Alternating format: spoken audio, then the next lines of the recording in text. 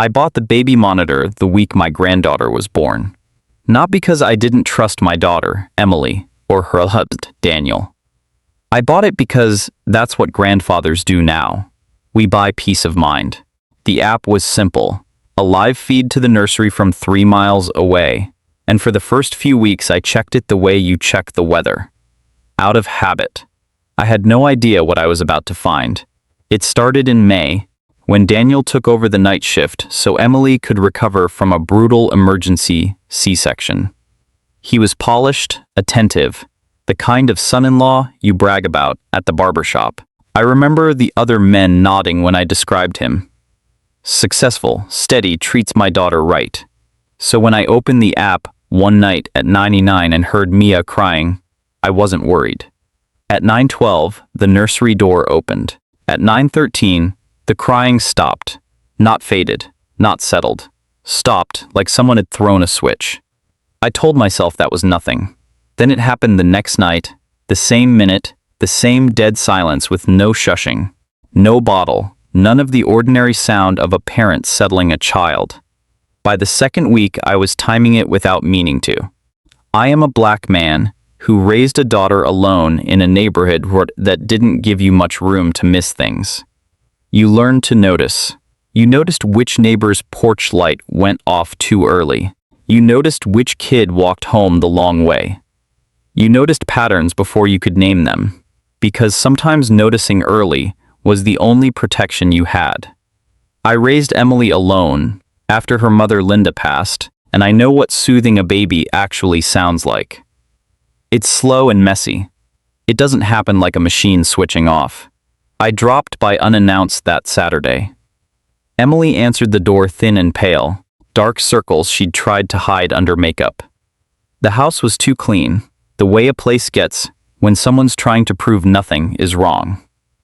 Leaning over the bassinet, I noticed a small yellow bruise on Mia's arm. My granddaughter, this tiny brown-skinned girl who had Linda's forehead and my hands and her whole life still ahead of her. She bumped it on the crib rail, Emily said before I'd even asked. Daniel came down a minute later, fresh from the shower, swaying the baby with practiced ease. It looked perfect. That was the part that bothered me most. He asked me to stay for dinner that Wednesday, and I almost said no. I'm glad now that I didn't, because it told me something I needed to know. We were at the table, Emily clearing plates, when Daniel set down his fork and looked at me with an expression of careful concern. I noticed you've been logging into the camera a lot at night, Arthur. He said it gently, like a man raising a difficult subject out of love. Emily mentioned it too. I know losing Linda was hard. Harder than you've ever really let yourself say.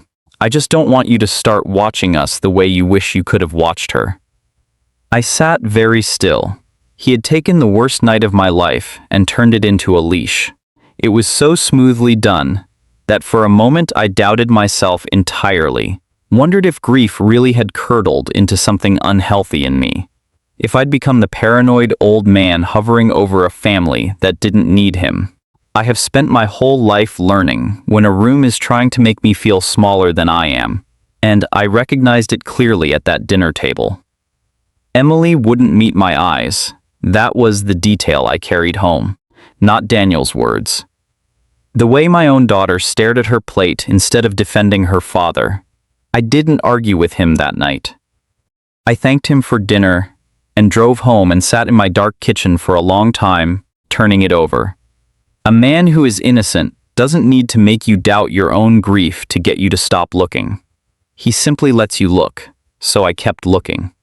But I stopped trusting just the timestamps, because timestamps could be argued with. I wanted something Daniel couldn't talk his way around. I'd worked 30 years in maintenance dispatch before I retired, enough to be comfortable with audio software, enough to know how to pull the raw files the app kept backed up to the cloud instead of just the live feed. I downloaded a week's worth of nightly recordings onto my laptop and ran them through a free editing program, pushing the gain up on the 60 seconds after the door opened each night. The seconds that always went silent. It wasn't silent at all once you turned it up. Underneath the hiss of the speaker, there was a low, thick sound, a kind of scraping friction, heavy and rhythmic, like fabric dragging slowly across something. It repeated 3 times, then stopped. I played it a dozen times before I understood what I was hearing. It wasn't the sound of a man settling a baby. It was the sound of something being placed deliberately over the monitor. A blanket, a towel, something soft enough to muffle sound, but not stop the device from running entirely. So the app would still show a feed instead of going offline and raising questions. He wasn't comforting her in those silences. He was making sure no one could hear what came after. I called Emily the next afternoon and told her, as gently as I knew how, that I thought something was wrong, that I thought she should come stay with me for a while, just to rest, just to let me help with Mia. She was quiet for a long moment, and then she said the thing I had been waiting 2 months to hear. "I think I need that. I think I really do, Dad."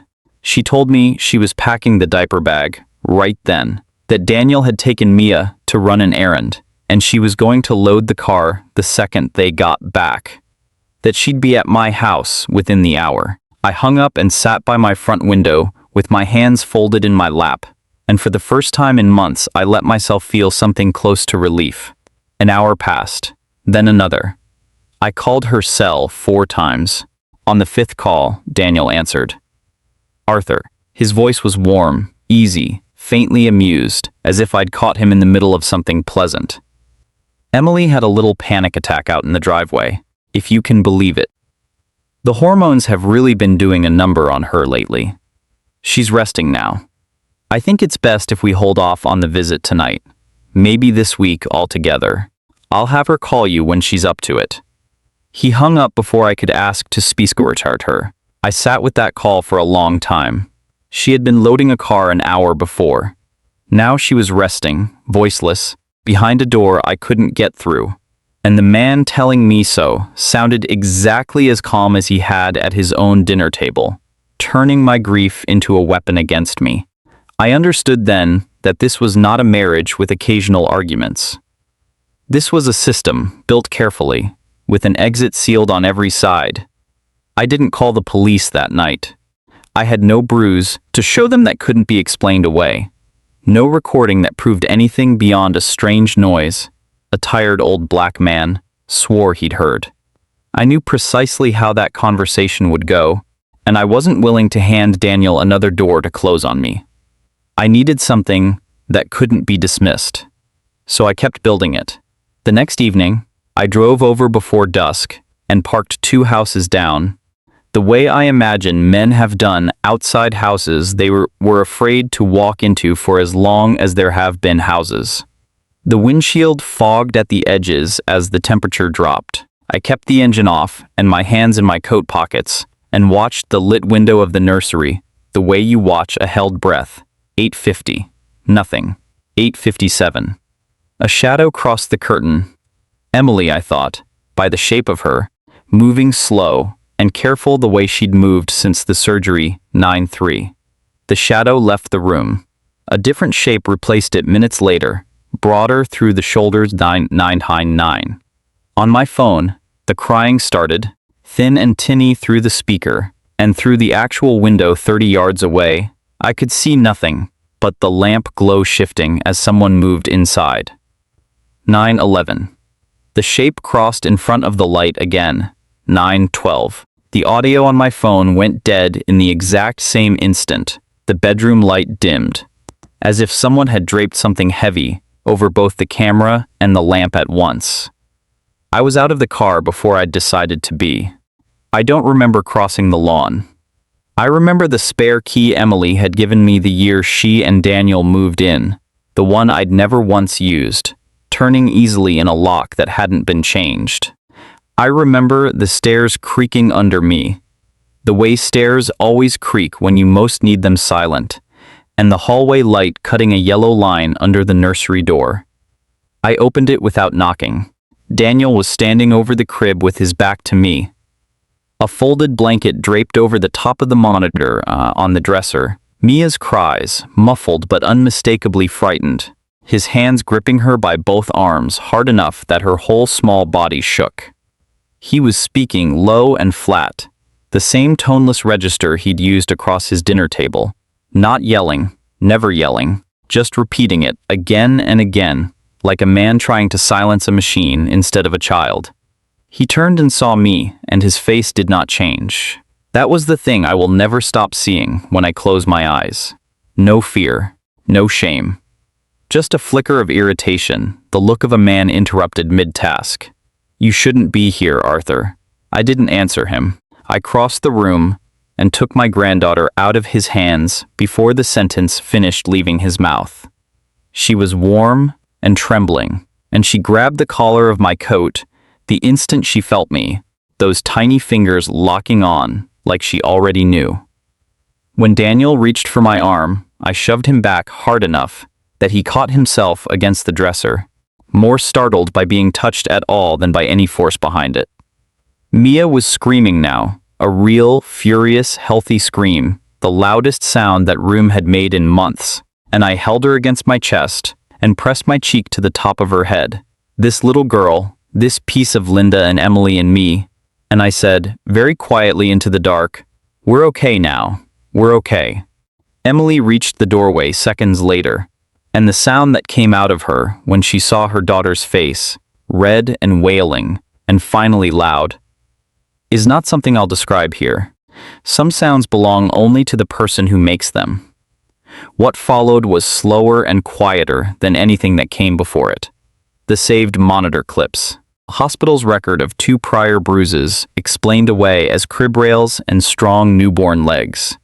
The audio file I'd pulled apart on my laptop, which a detective listened to twice with his jaw set before he said anything at all. Together they built a timeline no lawyer could argue around. Daniel took a plea on child endangerment. He never raised his voice through any of it, not once, all the way to the end. He never had to. Quiet had always been his method, and in the end it was quiet that undid him too. Emily and Mia moved in with me that weekend. The guilt took longer to move than the boxes did. I told her every day, the way I meant it every time, that the whole arrangement had been built specifically so she would never see it. That not seeing it wasn't a failure of love, it was the design working exactly as he'd intended. We still keep a monitor in the spare room. A few nights ago, it crackled with static while I was at the stove, and Emily froze at the counter the old way, her shoulders locking before she even knew why. I didn't say anything. I just picked Mia up and set her against my shoulder, this little girl with Linda's forehead and my hands, and she looked up at me with those wide, clear eyes and made a small, easy sound, not a cry. Just the unguarded noise of a child who has forgotten what it feels like to be afraid of a room. Some nights the monitor stays quiet for hours at a stretch, and for the first time in a long while, in this house, the quiet doesn't frighten anyone at all.